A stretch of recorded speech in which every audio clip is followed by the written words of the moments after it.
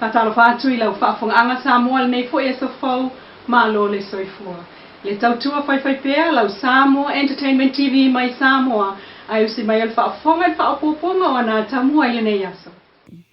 Wafsilingia le tua ise ia le visa no for mau Australia ile na visa fo uta o le Pacific Engagement Visa po le PEV. To tele tangata anu o Samoa mal Pasifika o lo tali ngā le tuai o na whaia o le sei o le visa no for mau Australia le ai anga wa ia le tolu afe o tangata o le Pasifika ia o fia ima Samoa. O le visa na mua na whailo whalawa I tele le minsta o vai fafu o le whainga malo. O lo tula I le whaia Australia le leipa le sunga ia Penny Wong. Inisio ana sia singa ma fea I Samoa mal Pasifika luta usanga utuanai. O le wha moe lea visa fau, ina ia wha amalo si aiso o tanga wala lata Samoa atu motu le Pasifika ma au Italia. Wha whaingo fia ili whai toai apalai sao ai, ile visa no formau le subclass tasi iwa lua, ma o komeki ai o nanga wa ai nisio wha manuianga, e o le mua tupe maua I benefita le malo, lua, o le vai a fua ma emfale ma I wha o ngā ina o polkalama ua ta ua o le Medicare, tolu, o le malanga fua inisi o nanga I malanga I ngai pasi ma traina le malo. O le pa uai o le tau o talavai ma le tele o nisi o nanga I mo o mia a inga ma whanau. Ma fua anga ia e pe on ta ua ilunga, o toe wha ailoa wha alawa I tele ai lunga o le upenga ta wha ilangi al mta ngaruenga. Le tuai ai o na wha alau iloa se aso, ma se masina il nei tau sanga lua olua wha, e amata iloa le stala o lo tau tu na I tula fono, I benefiti, ma au nanga maua fua mai le malo, pe a wha amoniaina se tangata I lalo lea sei.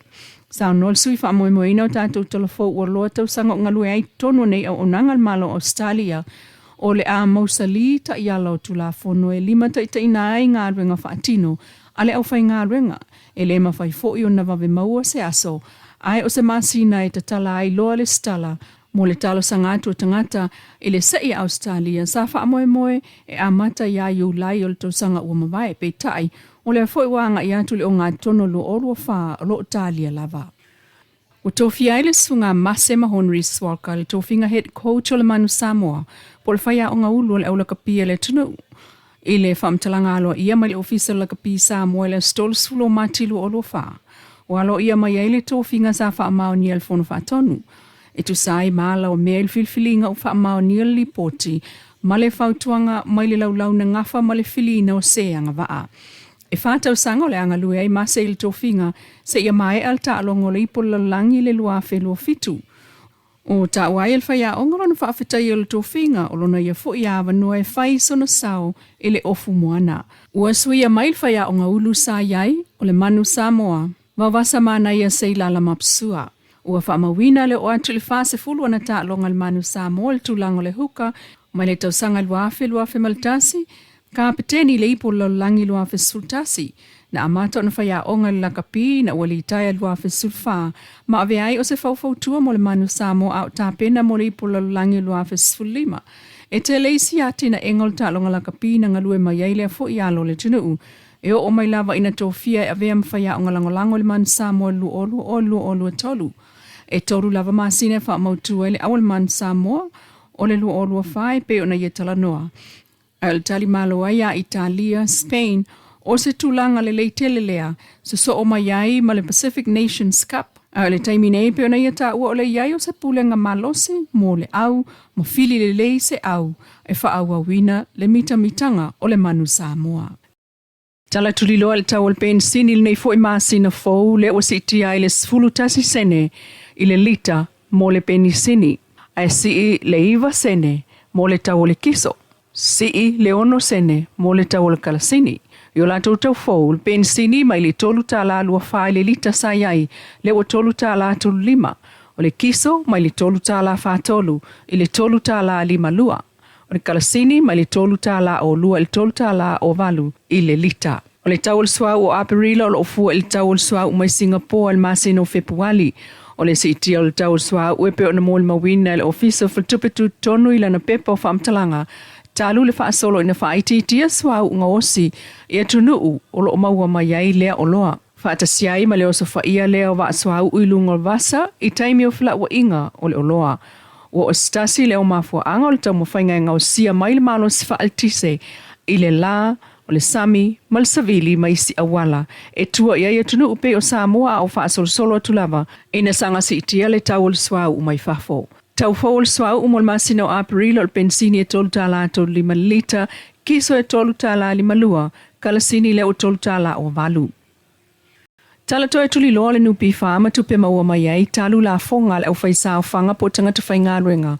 O lo whainga ruenga le malo mo le tupu, o le tamau ainga e si iti ai pasene maua, ale au whaisao whanga. Le tamau ainga le o toi whaatepa ai, le taitai fono le fono whaatono le nupi wha. Le sunga pali ipa noa moala mo le sila fia lau tele, i le sao le nupi wha, le tamau ainga o Samoa. Ula ua onga, malo poto, e maile atua, mea tau tamau ainga. O o se economist. A tatou tilo loa i le afianga o le economy. O tatou tilo e mea tau le GDP, Gross Domestic Product. O tu fatasi ma tupe ma values e maua mai i whaangai o inga o le tamau ainga. Pe o tangata te tōtasi i la fonga ma me whapena. Whapeai me maua mai i le vaenga leo o lato. Ave ele fuloni fufitu miliona. O le formula. E tatou tilo po le ale impact i lunga. Po le alo na afianga o le tamau ai. Goods and plus services plus foreign reserve or foreign earnings equal GDP. Gross Domestic Product. E whaapopo uma le value o loa ma ngā luenga, services, ma tupe maua mai i remittances ia sau mai whafo, ma tupe ia e avea tatou o loa to e mai. Whaapoko whaatasi mena o na maua lore GDP. E ala no tala noa le tāpune. O le telei o le awha, o le telei o le impact o le mele. Le ua ai le fast. O le teimi o tūla e mai le HRPP. E le o se piliona ia le tala tupe. GDP, ta maua ainga. A te lepe na se valse la wa. Aga sa mopo le. Le ala mele o tātou maua ne le teimi. O le tala le o tūla e mai ina ua lua tau sanga talo na tūla e mai le ma ainga whaau whaire, ale fast. Ua osu tato gross domestic product, pole whapopongo o ngaio inga uma o le tamau ainga, ua silia, i le piliona, o le impact tonu ale mo mai meio o nonga tupe ia le avedei, i le au whai bisinisi. Te whata vale tonu o le tamau. Whata vale to tonu o le tamau ainga. O lona winga, o le ale mele tu. Walu lunga le tamau ainga le mele utato moa nei, tala le moa nei i raio inga ale fast. Walu lunga le GDP, ai alu lalo ai taraf. O le ale men tupu whainga malo le nau matni. E alu lalo le GDP, ai alu lunga ai taraf. Samoa, whamasino o tau. Leo o tau whafonga mai le afianga, e le ngata i le au whaisawhanga, ma la tutului, au le afianga o le tamau ainga, ua whaatele ina ai tupe. O tupe na le mo mai. Le e avatu e le miliona le pisai nei. Le ufe mai. Ma o maule na miliona e ave mole polo keki le. Tala ia le waenga le o tule e pama le pule ma le waenga le fai mai. E mai maua na miliona. Au fe me sa 8 miliona. E sau mai i tupe ia na maua mai i pisi disi le fai. Ai avatu foi na miliona ina. O na o foi lo tangata. Fa tele le to ino le talo.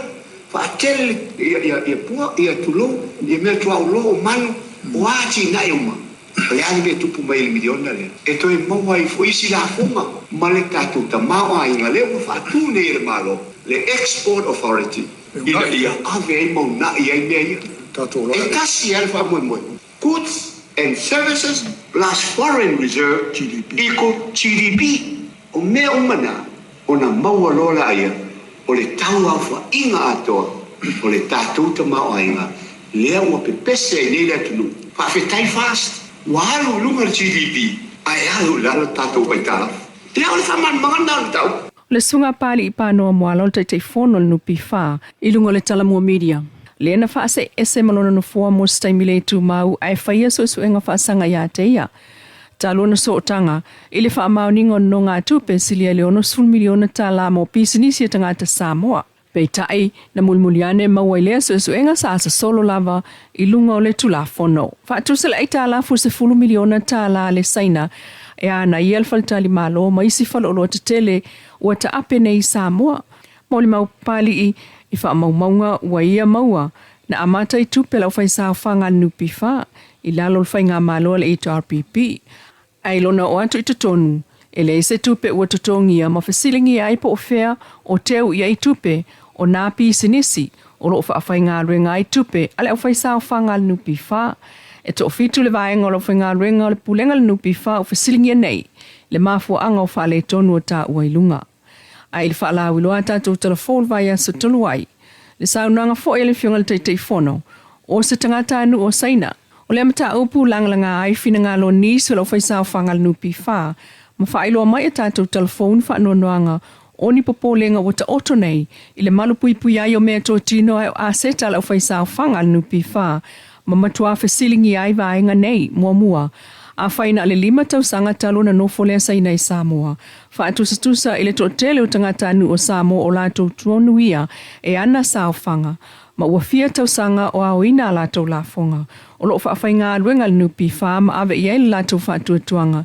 E wa aia le iaia lato sao whanga na whaape feo na whaatanga ina pe approve lea no ngā tupetele e se 10 miliona.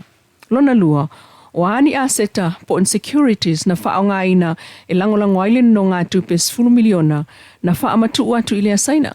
Lona tolu, pe na mulmulta ia ta iala whaano ngā tupe whaatula whonal nupi wha na whaatanga ilea se 10 miliona.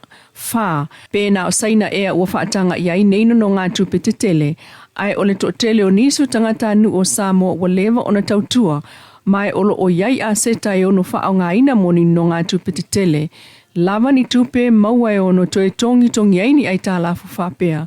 Mai le o iai nisi no ngā tupe ono a whiairinga whatia o peimeni, serviceability, peitai na whaailoa e le italia ina nisi o lato tālusanga. Lo o matua whasilingia fo i whaamaumaunga, o le whaatino ina ai e le nupi wha, o le whaatanga ina o le no ngā tupe tele, wātangia mai i le saunoa ngā le whiunga le te fono, wasilia ma le tasi te si ma le 3 miliona tā la peimeni e le itoe tongi nātu. E le oiloa foi, pe fia se tupe tului, interest payment, na wha amau wha ailoa ina, e alai se malienga i lunga o whianga inga wha no ngā tupe, loan contract, e fuafua te tau ia ini ala ngā tupe, toe maua mai, ino no ngā tupe, o loo wha o ngā ina i sao whanga tangata Samoa o loo wa aial nupi wha. E atangia mai le awivi o lea mataupu, e ono lea mawhaia e lea na talo sanga ona tue tutongi le tupe no po le principal amount, malona tupe tului, o loo fuafuaina e tawana tue maua mai, interest receive i le whengainga. Sau noasta su tamali ia tātou telefo ua loa o nanga wa ai au nanga wha anno ngā tupe tono New Zealand Australia. A whai ua ova male 10 masina talo na le to yeini pe meni o lea ai tālafu e se 10 miliona tāla.